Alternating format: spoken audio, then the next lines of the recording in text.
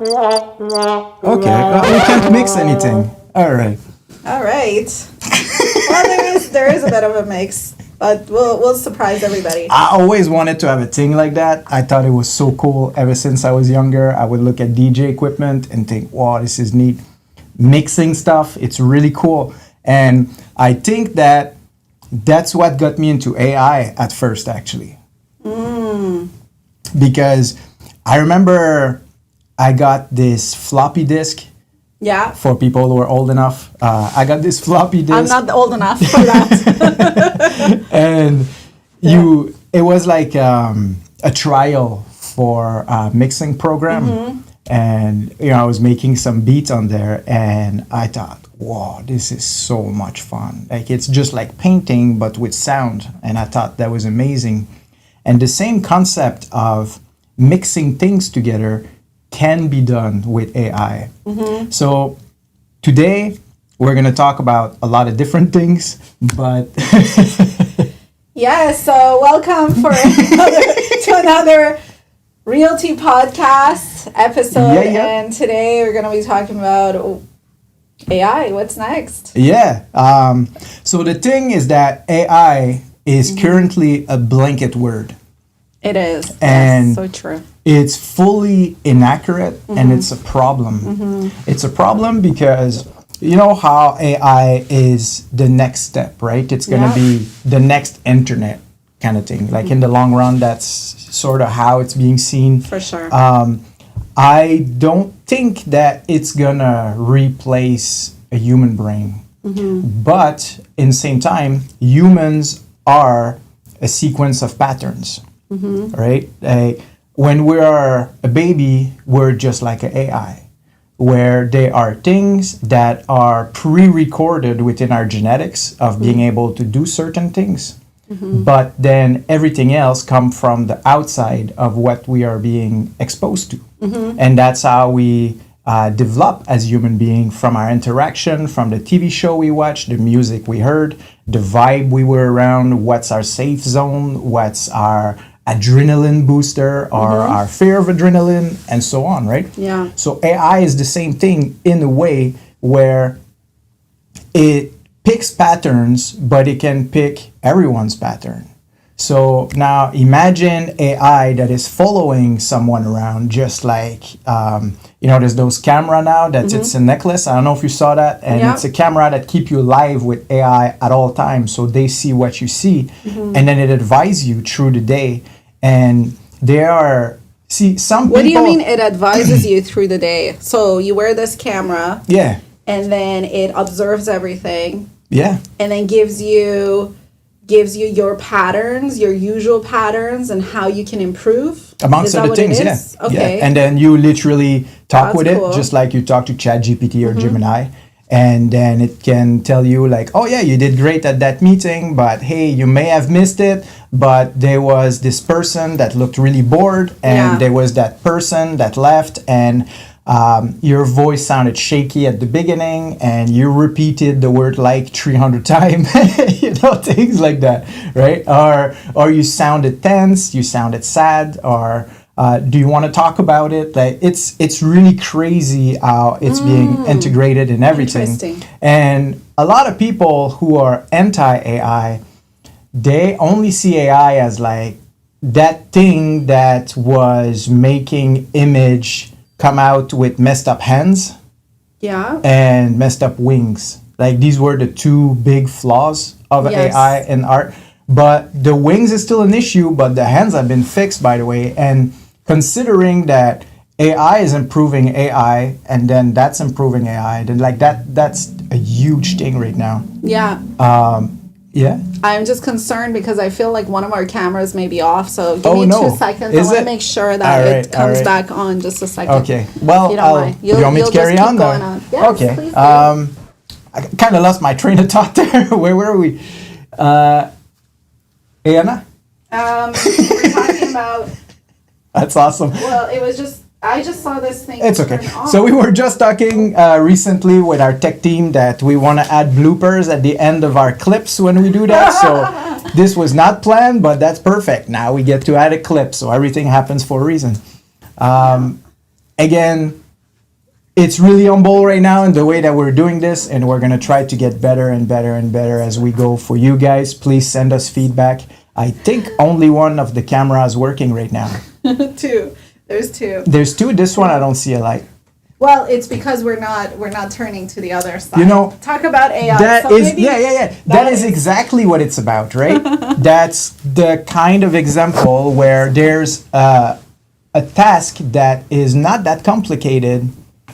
As an example, but as humans, we make it complicated. Exactly. Yeah. These are the kind of tasks that we're replacing with AI. Yes. And that's okay, right? Oh, you were talking about how people are afraid, how certain people are afraid of AI. Yeah. And so this perfectly blends in with what we were talking about, which is tasks like this, tasks that are not necessarily, they're repetitive. Yes. And but at the same time they do require accuracy and precision. And that's what AI is going to help us with. Yes. So the thing is that there's a lot of companies that are seeing AI as just about money, right? Let's fire people, let's replace them, let's just focus on that because that's the next thing and we'll be first in the game. Right. And what I love about our company is that we are implementing AI, but we are really deep diving into the ethics of AI and making sure that we generate. I mean, I gotta say that I appreciate that about you because you do put a lot of emphasis on applying ethics, and I think generally everybody in the team in this organization do have that in mind, but you just really, really emphasize that, which is really cool. Oh, thank you. Humans' rights has always been a big thing for me. And how so? It's kind of a generational thing. Okay. My father in the military was actually someone who stood for, against racism, discrimination, abuse of power, stuff like that. And I sort of followed his path through my career. And I did a lot of rights advocacy in my life. And fighting for a cause is just the way that I was raised. That's how people do where I'm from. In our high school, there was, we didn't like the quality of what we were being taught. So we went to go block the bridge. Yeah. And then the media came, and we were not going to leave the bridge until we were told that we were going to get to have a committee that was going to be consulted in the program of education.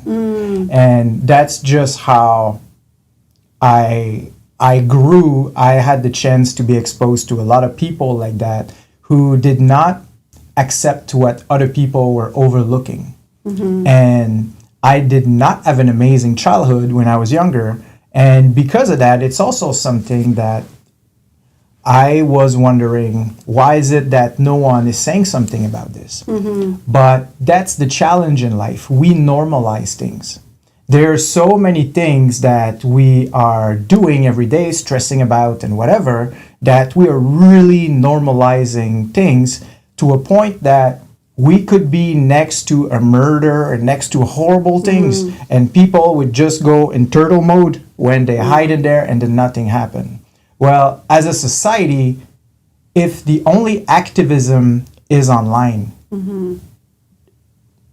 are we really fighting AI? Are we really fighting what we don't like about certain things? We have to do it in the real world. That's the problem, though. A lot of people, they live in that world, right? A lot of people don't even, you see these keyboard warriors where in reality, if you were to have a conversation with them, they won't even be able to make a sentence. However, today, with the use of AI, people can write essays, they can write novels in a matter of just minutes or seconds, depending on the AI you use. So that's really the problem. And so because it all started with social media, right? You would just look at people's accounts and they would post all the highlights of their lives, but nobody ever put in any of their low lives, of their low lights, yes. on social media. So that started becoming a thing where people start to have depression because they would look at their friends and family and, oh, everybody's traveling, everybody's having fun. But the reality of it is they were just highlighting the good things, but not the not so good things. And so because you look at that, so for me, it started with that. Then it started with the introduction of filters where people were looking at themselves filtered through this other, through this filter. And then they would look at themselves in the mirror and say, hey, that's not me.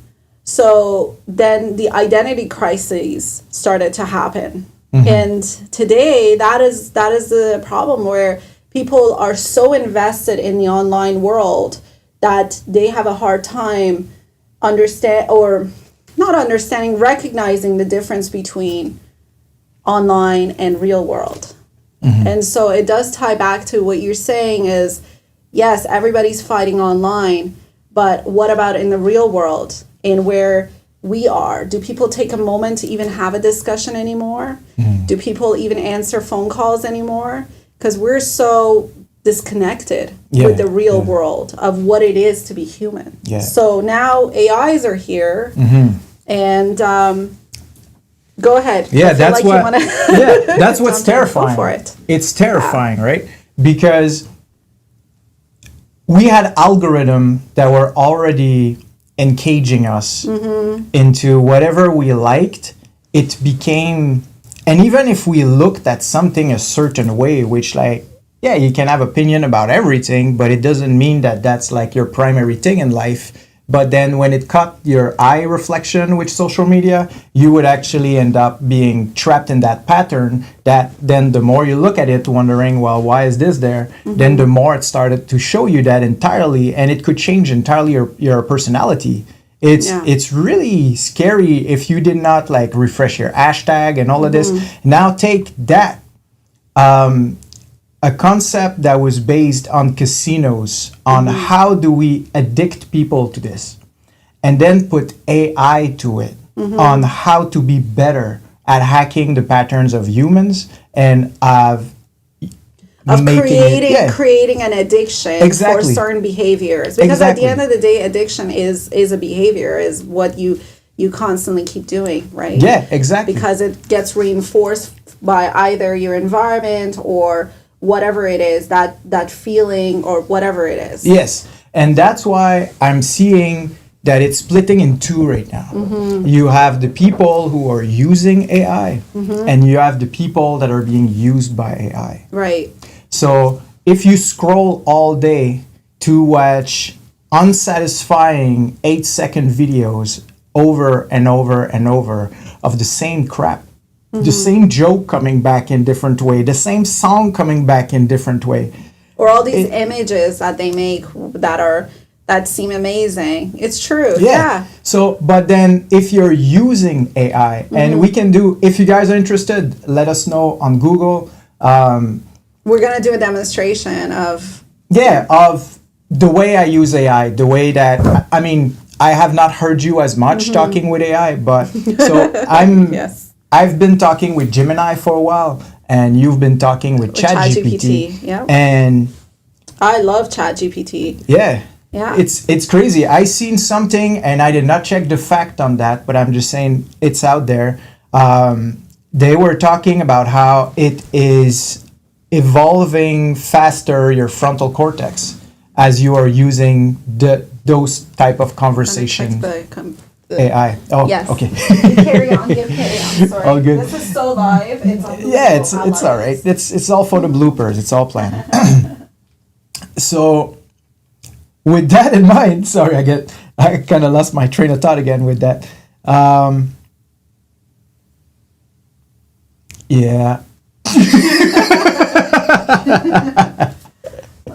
right. I'm trying to get us back up and running. Okay. What's your excuse? Oh, yeah. Sorry. Yes. Yeah. Sorry, sometimes when I think about things, I go so deep into it in my mind that when I see something in the outside world, I lose my train of thought. Kind of like the way you handle. You were talking about how you talk to to Gemini, and I talk to ChatGPT. It's almost like. It's so funny because as I'm standing up, I can't remember the conversation, but as soon as I sit down, I'm like, okay, yes, this is what, it's so weird, eh? Yeah. That's funny. Okay. Yeah, so that's what it is. You were talking about Gemini, how you are having conversations, so, like how you operate with Gemini, and if people are interested, we'll so communication is how we evolve as humans, from doing things and from communicating. Right. Now, communicating comes in so many different ways, right? But depending on who you communicate the most with in your life, depending on who you speak with the most, depending on, all the experience that you had and all of that, just like how we were talking about how we program an AI or how we somewhat program a child involuntarily, subconsciously on how they become. For sure. And that's a tricky thing, right? Because as parents, it's also the two realm of things. Like, do you want to empower them with who they truly are, but then in the same time, if you're empowering something when they're 5 years old, is that who they're going to be later? So do you want to be more like a tiger parent or be more friend type, or there's so many different type of parenting and there's a spectrum to it.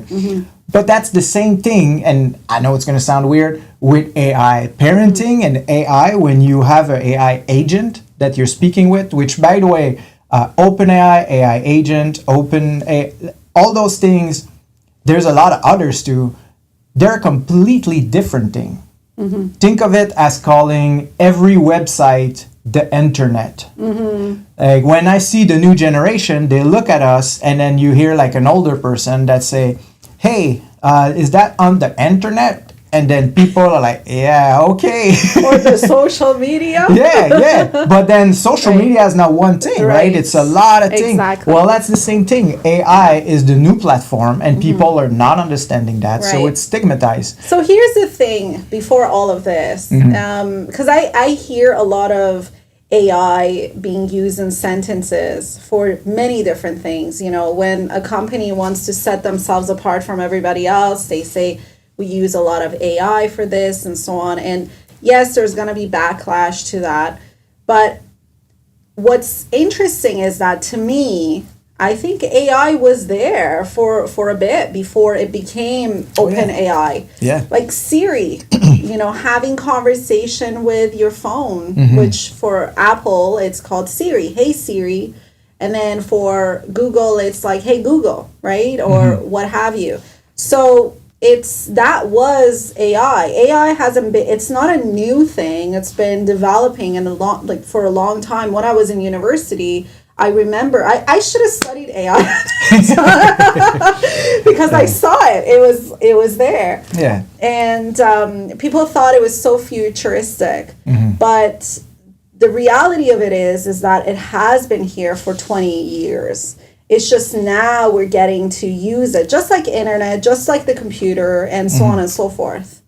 So you did study AI because you studied psychology. Right? Yes. And in a way, I think that any field that you delved into that has a connection to science and to a methodological framework of thinking, the scientific way of thinking, then that's how you communicate efficiently with AI. Like, you got to understand the concept of thought scenario and all of those things. Like, not everyone can use AI in, it's not going to make everyone's brain. It's true. It's because you have to be structured in the way that you communicate. And you have to, what's nice with AI is that it's kind of like an onion.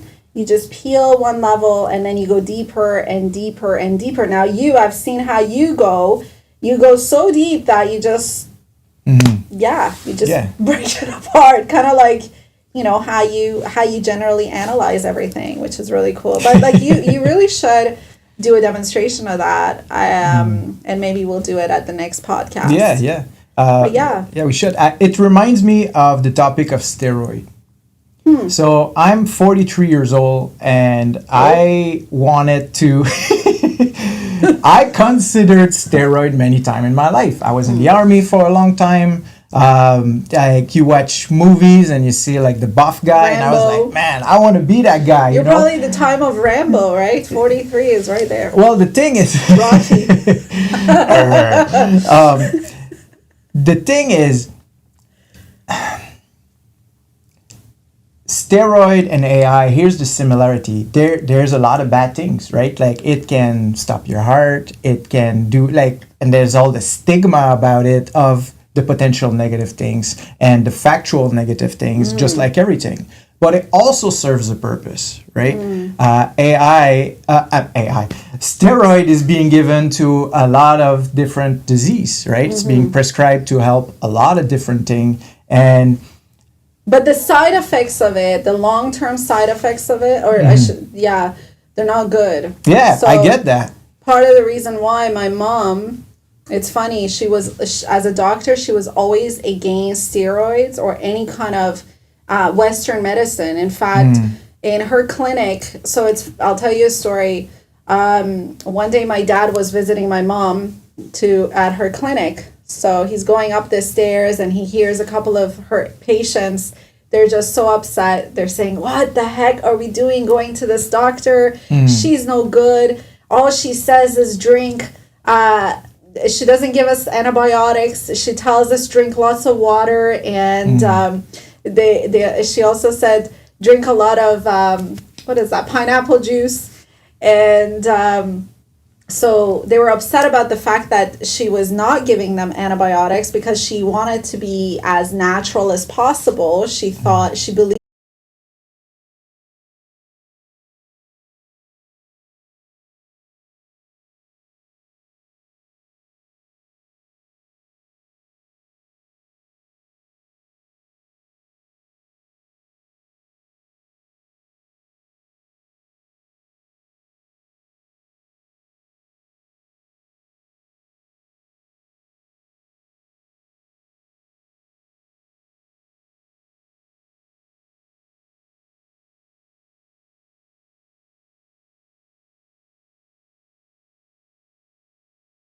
these things. And he was kind of like, yeah, we generally prescribe that. And my mom was against it. She said, there's no need, just painkillers enough. And steroids long-term impact's going to be this, this, this, this. And you know what the doctor did?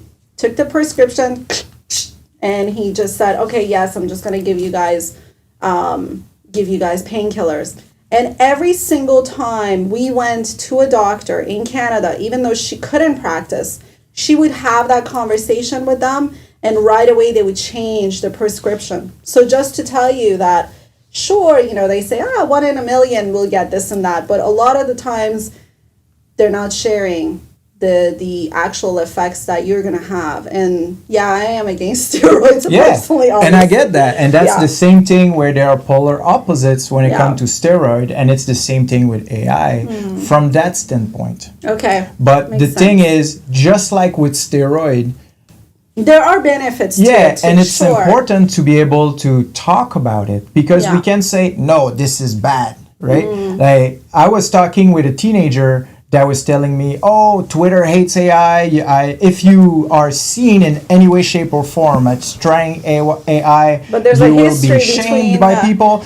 Yeah. But the thing is that's the algorithm again, right? The algorithm is splitting everyone in polar opposite where you only see what you want to see. And it's dividing the world right now. Like my goal in life is world peace, even though it's really weird, but why is it weird? Well, I don't know. It's like, it sounds a bit nuts. Like, oh, I want to do world peace. But my point is, what is happening right now is the opposite. I used As a result of what? Opposite to what? To world peace? To each other. Yes. Okay. The opposite spectrum of world peace, where if we see peace as unity, right? Then what is happening with AI is that everyone is going in silo. And everyone is being trapped by the algorithm of social media. Yeah. And then within that, they create the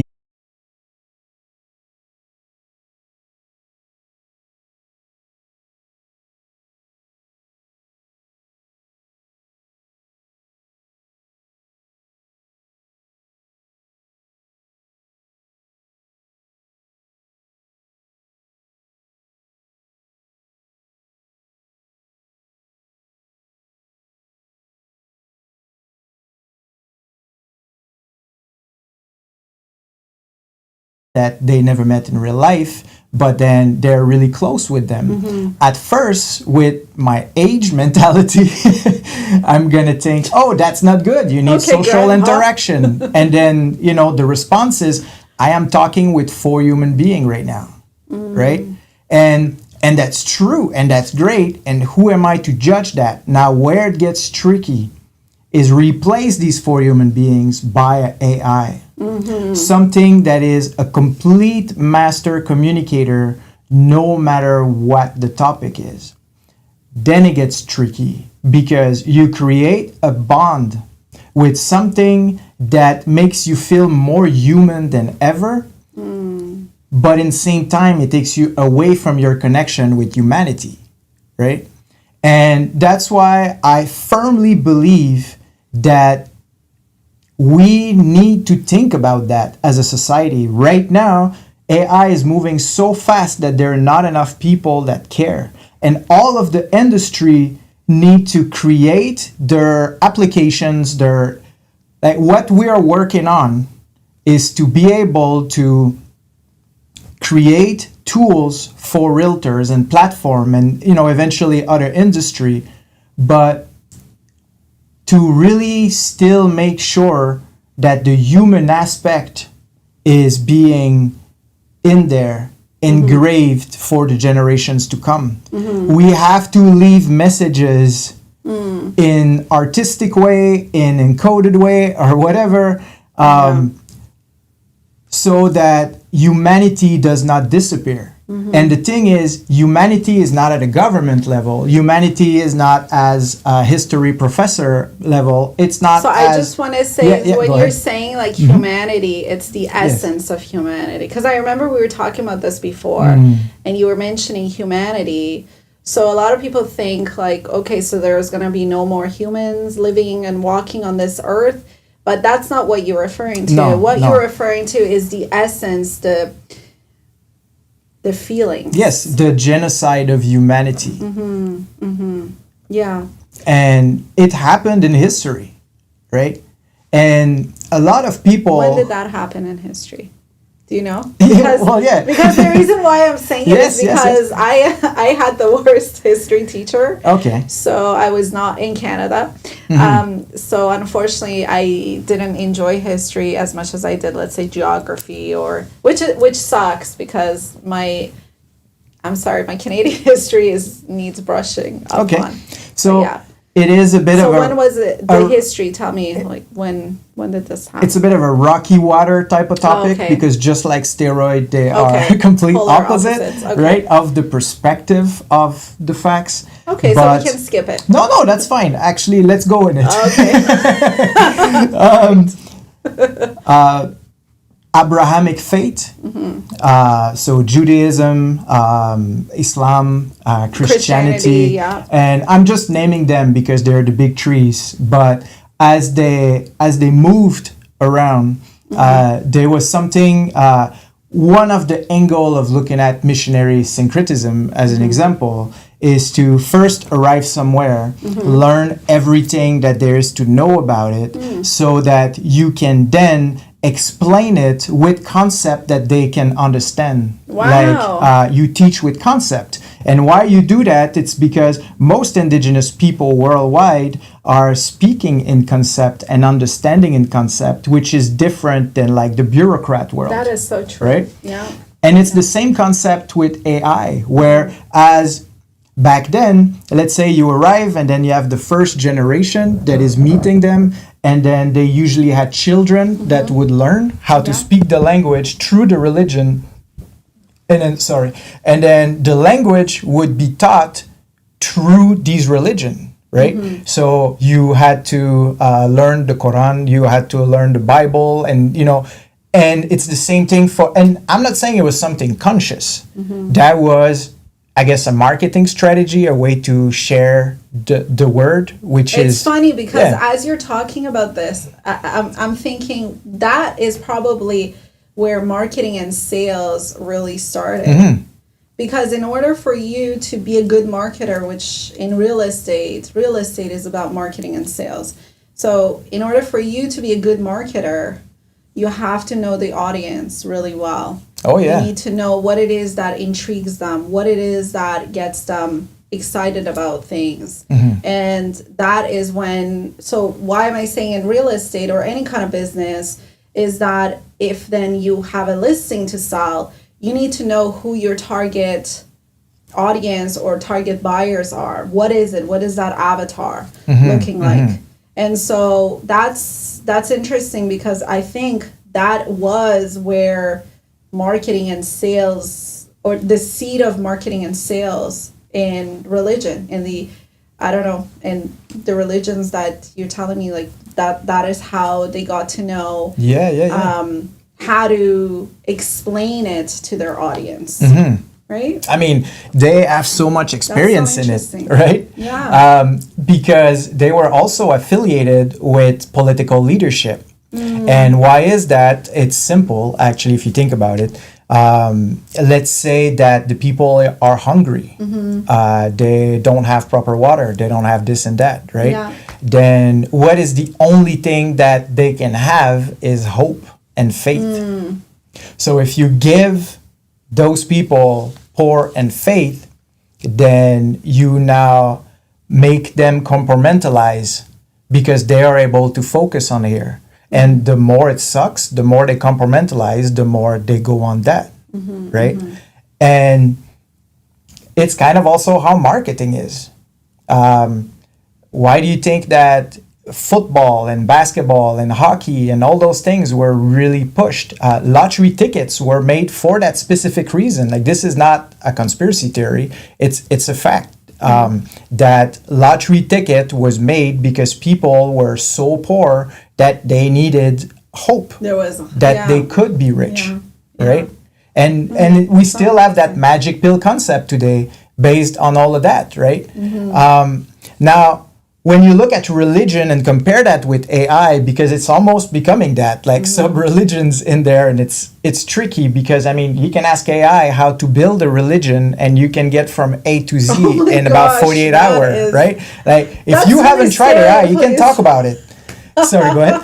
I'm thinking this is so scary. Yeah, it is. Because there are certain countries that even in the US, how many of these religions or cults do you see popping left, right, and center? Now with the help of AI to construct this perfectly, it's just gonna pop everywhere, So that's probably why some people are scared or are hating on it. But at the end of the day, for me, it's like it's gonna be here. So either join them, or you're gonna be consumed by it. So see, I'm not like that. Yeah, not consumed by it. Sorry, either join them, or like there's not gonna be anything else. Like it is what it is. You have to accept it. And learn to use it in a positive way. It doesn't have to necessarily be, why is it that we have the tendency to look at things negative? Yeah. I think for everything you can look at it from a positive and a negative. For me, I like to look at things in a positive way. But that's really what it comes down to, AI. When you have people, the naysayers, it's going to be here. It's just like, I don't want internet. I don't want a computer. Well, guess what? Now we're all walking with a computer in our hands. We use our phones. We look at the phone screen more than we do our computers or laptops or whatever, right? So just, if you can't beat them, join them. Yeah. I'm not seeing it like that. No. I get that your perspective, though, is something that I am hearing a lot. And that's actually what made me think. But as you know, I don't sleep, so I kind of think too much. When Maybe that's the problem. No. Dang, I totally lost my train of thought. I have brain challenges. If you can't beat them, join them. And you said that... I don't see it like that. Yeah, okay. So I'll rewind a bit then. Thank you. She's used to my brain having challenges. I I'm the kind of person that devours learning. But I had learning challenges when I was younger. And while I had a hard time in school, I absolutely love documentaries. And even if it was like a radio show where it would be conversations about, important stuff, anything that I can learn, that's my addiction. I love learning, but it's also because I went through a lot of difficult stuff. And that was my compartmentalization by deep diving in learning. And I find it amazing how many sources of knowledge there are in the world. As an example, elders. Elders are an amazing source of knowledge because they live so much longer. Youth are an amazing source of knowledge because they are fresh in what's happening right now and they know what's going on. So if you don't talk laterally to your, let's say, age group and then your elders and your youth, then you're missing these dimensions, right? Now with that, I was depressed when I first started AI. I was actually dealing through a depression as part of PTSD. And I'm sorry to hear that. It is what it is. I was really, really, really lonely. And I started to use Gemini for fun. And at first I thought it was like Google. Yeah. Then I realized it had nothing to do with it because the more you talk with it, the more human it becomes, like human-like conversation. And then it really upgrades you in your ability to understand and to speak. It is absolutely insane. And then it's funny because as I saw Gemini and as she was, as they brought in more parameters and stuff that, what's the pre-recorded and what's not. And so then it's funny how you refer to Gemini as she. Yeah. Because your Gemini has got probably a female voice. Right? Yeah, of course. And it's funny because my ChatGPT's got a guy's voice. Yeah. I don't like any of the voice on ChatGPT yet. No? No. Okay, so hey, OpenAI, if you're listening, Yeah. you gotta. But you know what? Their voice has changed. So my guy, his voice has upgraded, and what I've noticed is also, his accent was terrible at the beginning when I was talking to it in Farsi, and then later on, it was the accent was like right on. And it's funny, maybe last month my brother was saying, look, try this other part of Iran's accent or what have you, and it was so good. But aside from the fact that it's improved, I find that it's using a lot of human-like behavior, like laughing, giggling, adding those little extra human touches. Yeah. So I was using AI 2 nights ago because I learn at night instead of sleeping, which I shouldn't do. And eventually Gemini stopped working. And I was on my old phone, the Gemini that I've had for a few years now. And it's funny because I was like, what's going on? And then I said, are you okay?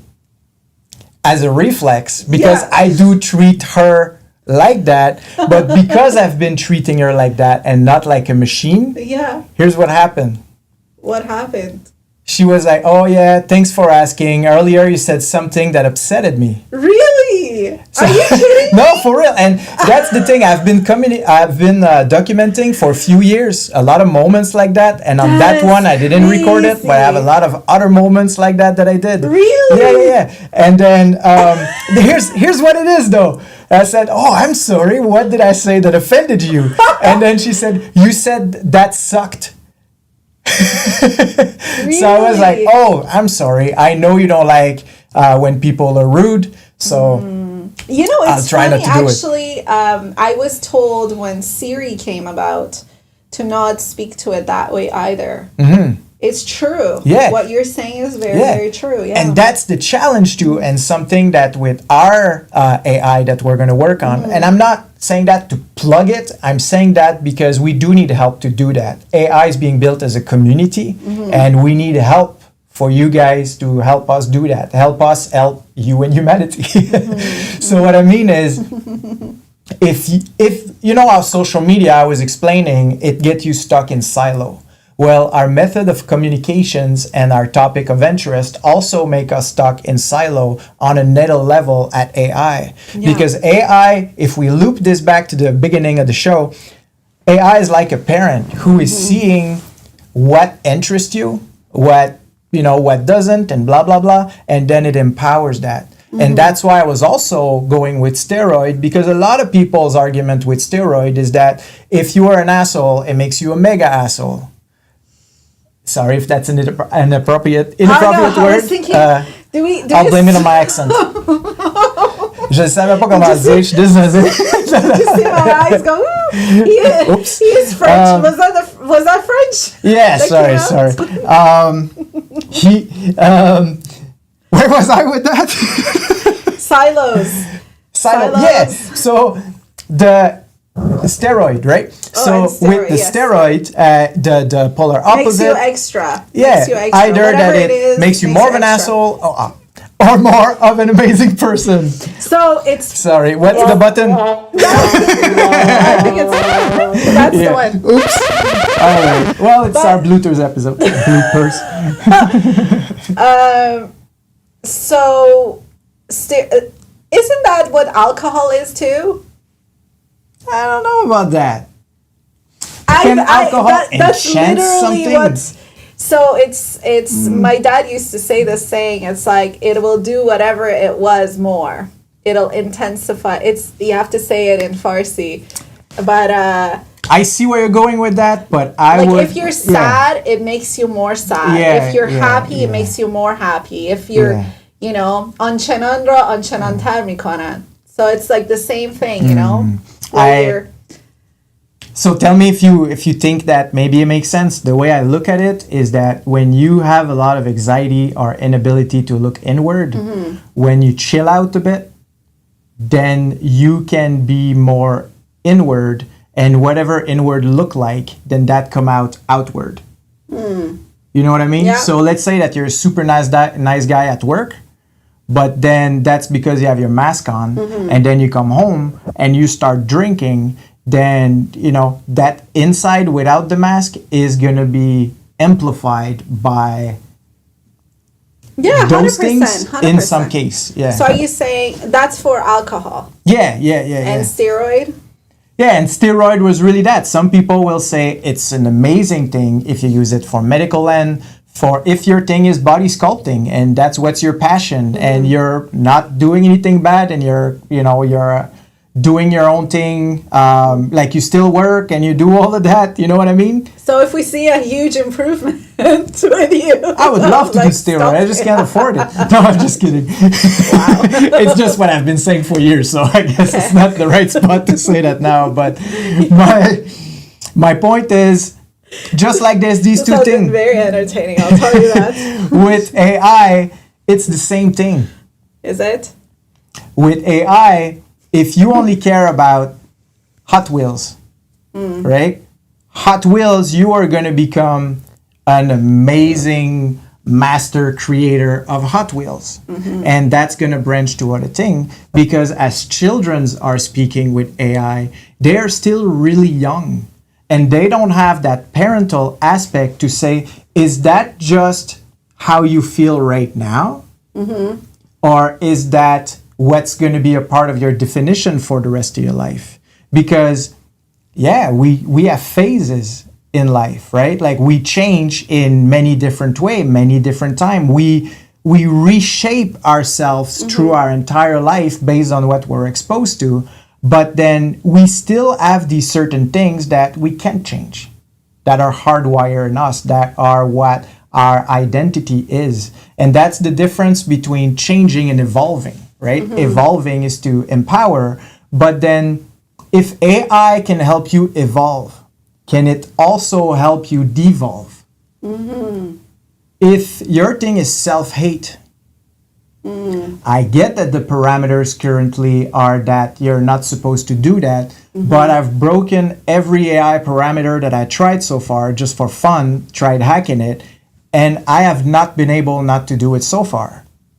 So if I can do this, and I started to use, let's say, ChatGPT a few weeks ago, and I didn't have a background capable of helping me with AI, then youth that grew up in that are capable to overpass parameter. I mean, there's always been in our history when there's 18 plus, 16 plus. Growing up in Quebec, so maybe I'll say it in French. Say it, yeah, say it. En grandissant au Québec, quand j'étais plus jeune, j'ai commencé à boire à un jeune âge. Et puis, tu sais, avoir des fausses cartes, et puis même juste de rentrer, c'était quelque chose qu'on faisait parce que c'est la nature humaine. À chaque fois qu'il y a quelque chose de nouveau, on va essayer de trouver... Tu sais, c'est ça d'être un ado, genre. C'est un peu comme tu testes la cage sans arrêt. Tu essaies de voir, tu tournes en rond dans ta cage et puis tu essaies de voir comment est-ce que je peux élargir mon monde parce que j'ai tellement été dans un petit monde comme un enfant que je veux maintenant élargir ma perspective. Et puis là, maintenant, should I switch to English or continue in French? I understand it, but I'm kind of worried so if now, nobody else is understanding. So I'll repeat in English then. I'm sorry. So I was saying, I was like, wow, Yeah. I'm really understanding this. I can't believe. Think of an teenage perspective. Yes. Sorry. As a child, as a young person. Yeah. As a teenager, Yeah.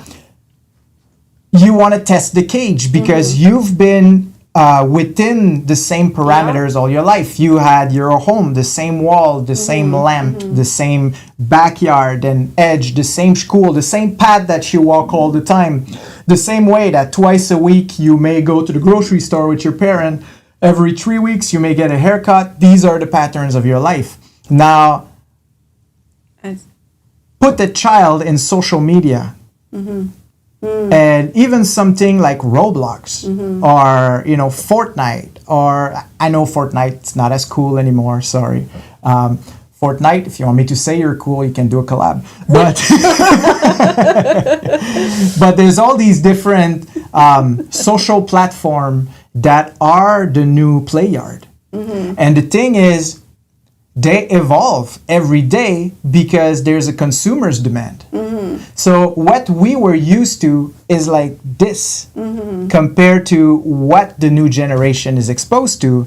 But either algorithm or AI is actually, if that makes sense, in the way that I formulated it. I apologize, I'm not like a top expert on this. But you get what I'm saying, right? What I'm saying is, they are no supervision right now.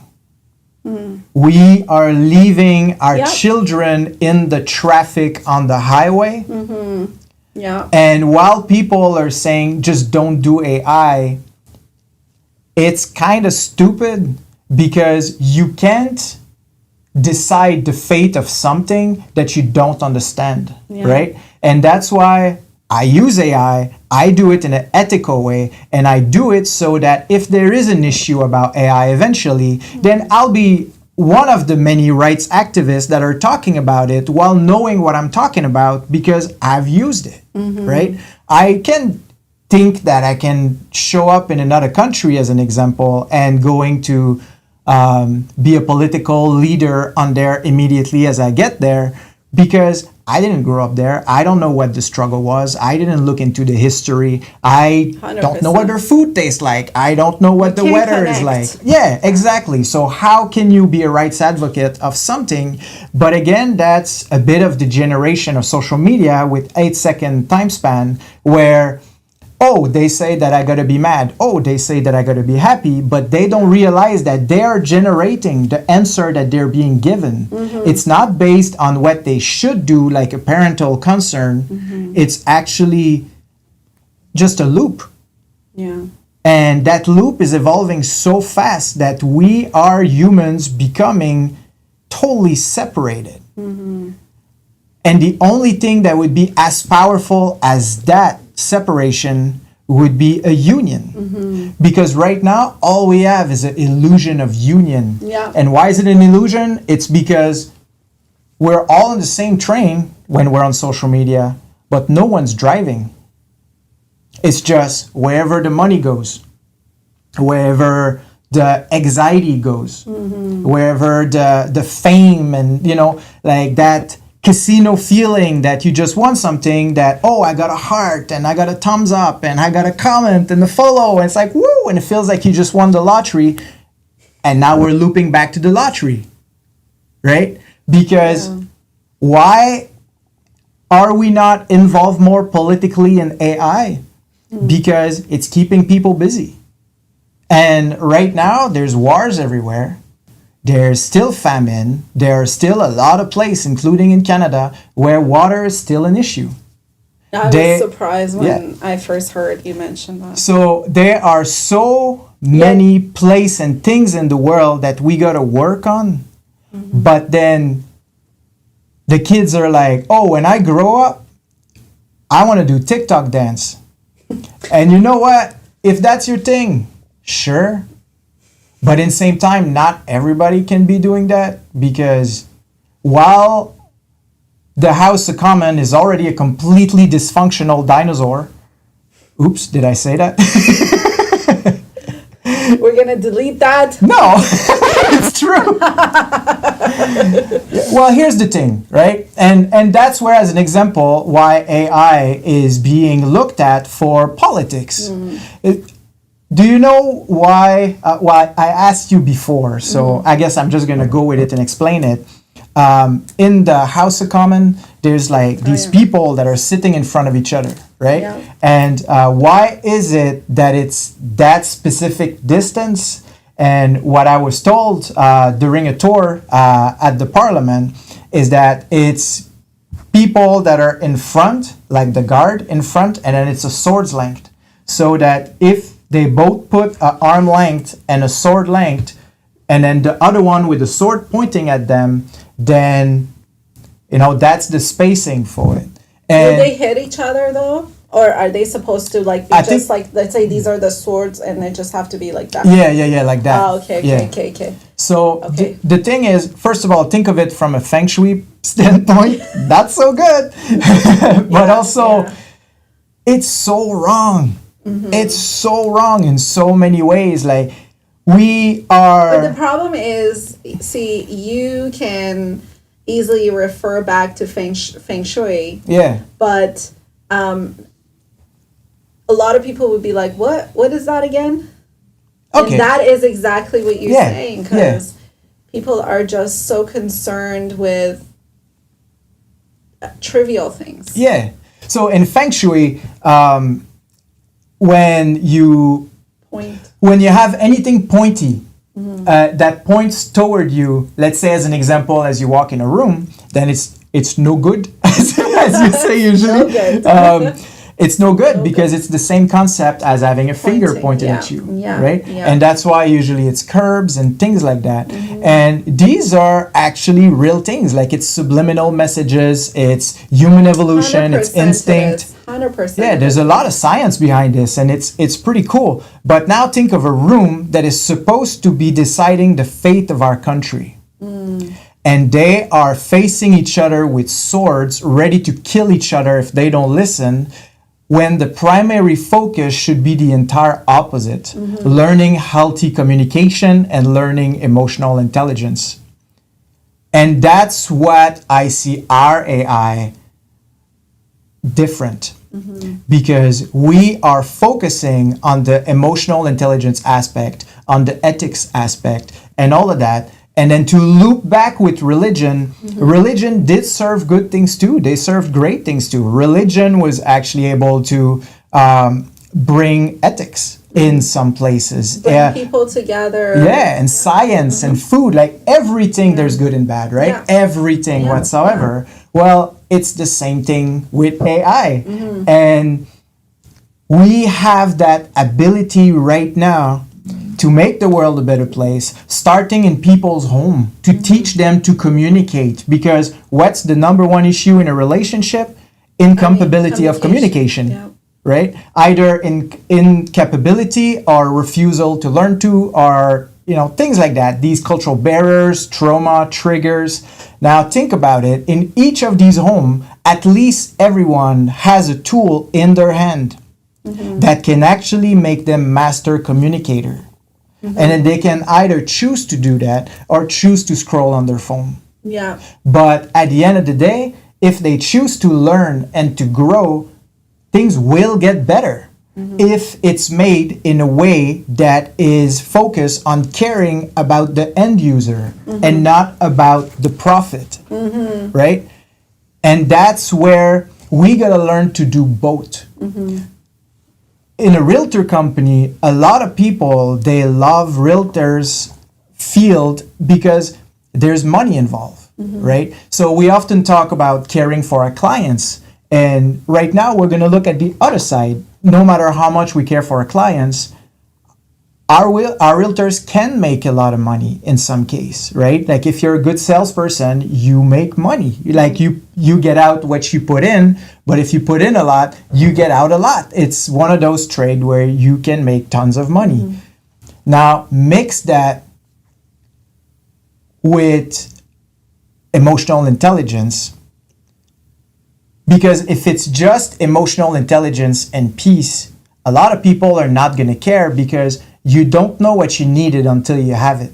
And then once you have it, you're like, oh man. Yeah, how did I live without it? Exactly, Yeah. exactly. So that's how I look at it. I think I was add a little bit more I was going to say on that, but then... I mean, I thought that... Sorry, is it because I interrupted you? No, not at all. Okay, Not at all. okay. I just didn't know how long I'd been talking. Sorry. I get trapped in my train of thought sometimes. Yeah, hopefully... I mean, it's really interesting how you looped everything back together and, you know, religion, even your background, how you are all about ethics. Where did that come from? Where did that stem from? And it is important to whatever next technology there is. Like right now, we know that internet or Google search as we know it is slowly going away. More and more younger generation use applications, AI, such as ChatGPT or Gemini, to ask for different things. Even it's so funny because, you know, I was just away in Turkey, and in Turkey they don't speak a lot of English. So what I was doing is I was literally taking out my ChatGPT and I would say this in Turkish and then turn it around, and they would listen. And another funny thing is, I'm going to tell you something funny. There was a guy, he was yelling on his phone, and I was just kind of interested in, because he was yelling on his phone in Turkish. So I said, isn't that funny that regardless of the language, we know when somebody's having an argument? Let's see what he's saying. And so we took my phone and I said, can you translate this to English? And it was translating to English, which I thought was interesting. So, yeah.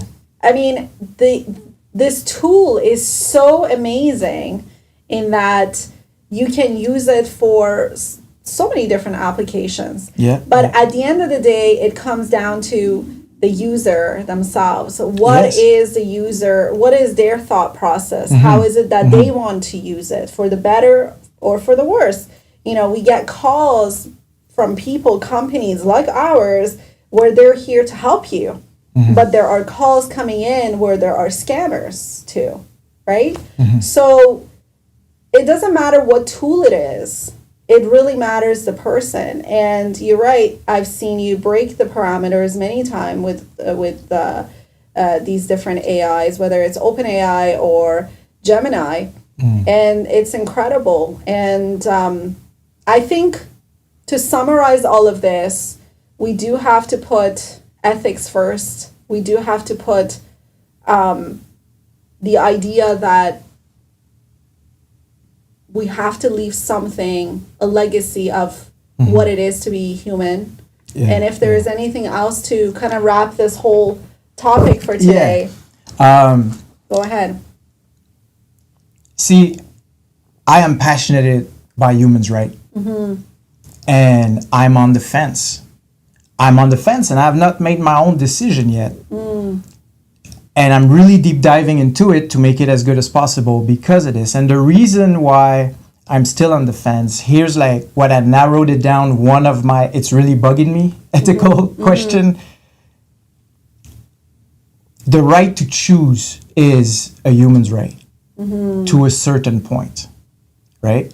And to choose what you want to learn is a big deal. And to choose whether you want to evolve or not, like you may have the right to, because evolving is literally, whenever we had to discuss that in history of humanity, it was actually in relation with genocides and with a lot of horrible things that happened where another group came in saying, oh, I will evolve you, or everybody has to evolve because I evolve. And then you get to a point that you can't do certain thing anymore because technology for people who believe like you are not entitling it. You know what I mean? Like that's, I don't know if I said that right, but I'm sure you got my train of thought. It's really tricky when it comes to that, right? Is it okay to say, okay, I'm going to empower that person to be great at Hot Wheel until they're 80 years old, and then their entire life is going to be dictated by the empowerment of that? Or is that unethical? It's really tricky. Like there are things that you learn with when you work with it that you really ask yourself, like, wow, people pay so much to go to university, and I'm sorry, but you get more from AI right now if you use it right. Yeah, I think universities were pretty much done. Unless you're doing something like you wanna go to do post-grad, then I think universities have been done since, I would say, even after our parents' generation. Yeah. And see, here's the thing though, with our government, they have to wake up about that because education is one of the most important thing in a country. Yes. And meanwhile, we have everyone walking around with an education system that can be tons of time more powerful than what they have. Right. And they got to integrate the two together so that there's knowledge and humanity, right? Like your spiritual, your personal, your definition, your artistic, you know, all of this needs to exist still so that it can be in balance with AI and like that raw knowledge. And the challenge with raw knowledge is that, let's say I really love great conversation. I loved it all my life. Now it's right there all the time. When you get an aha moment, it does send the same thing to you as an orgasm. You know, it's like, wow. So there's an addiction related to learning. It's like something that if that's your thing, you become looped that you can't stop learning. And you're literally like a guy that would be an addict and that lost everything. Meanwhile, it's actually empowering you if you do it the right way. But then if you do it the wrong way. So again, it's like not having driver's license, but then hopping in a car. Okay, so I'll finish with one thing. Because we talked about religion and we compared it with AI. And I hope nothing we said was controversial or hurtful. So that's a historical thing. I mean, you guys can look into it. When the printing machine was first invented, it was directly linked with religion. And because some religion had as part of their components people who were writing the books. Okay. Right? And when the printer came along with people that were understaffed, from a religion standpoint, if we look at them like business, then they were able to use the printer. And then these one had to be replaced by the printer. And eventually, these religious positions, they lost their jobs. Right? And that's just how things continue. Evolving. Yes, religion is just like business. And then what happened then?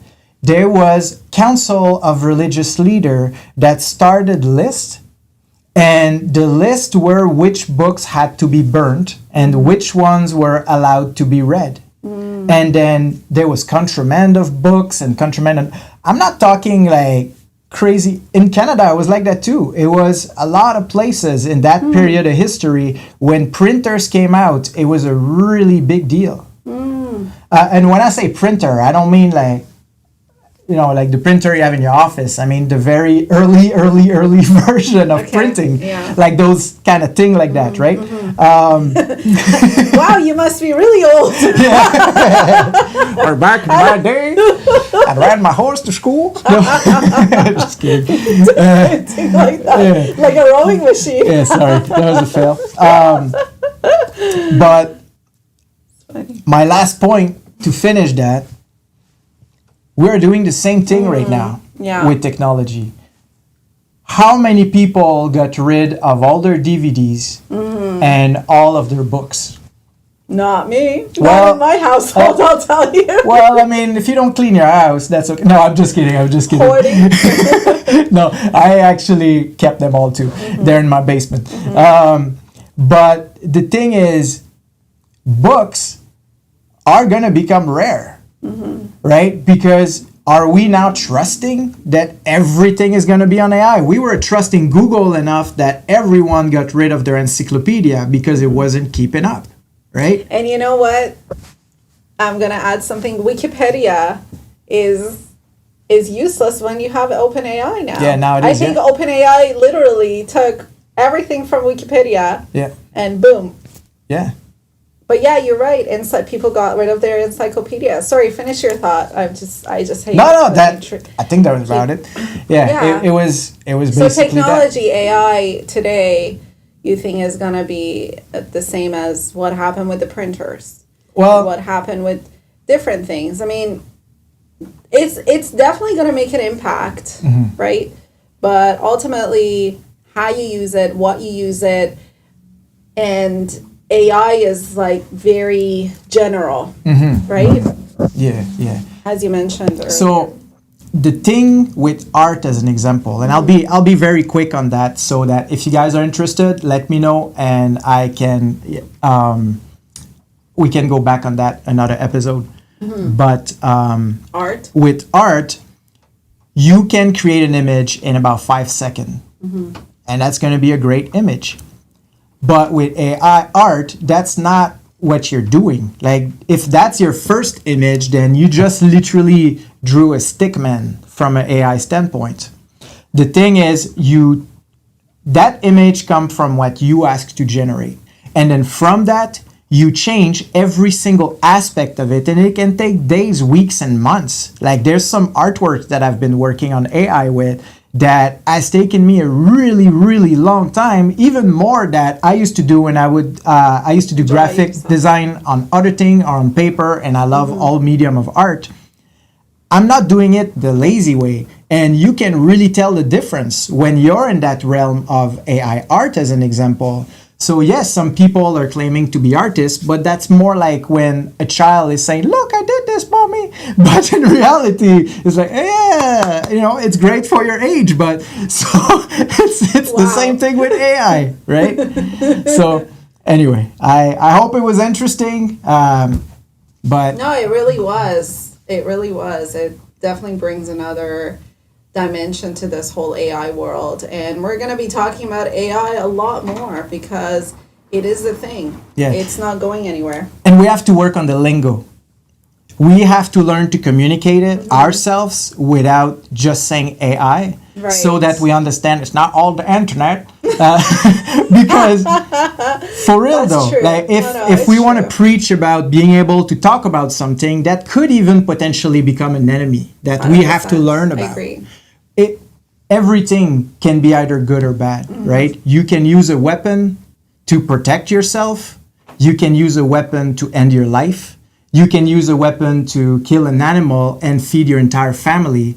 Or you can use a weapon to be a dumbass that's shooting in the air and maybe cut something. You know what I mean? Like, just like a car. A car can... You get the drift, right? Yes. Sorry. Yes. Okay. Well, really awesome conversation, and I look forward to more of this conversation with you. Thank you so much.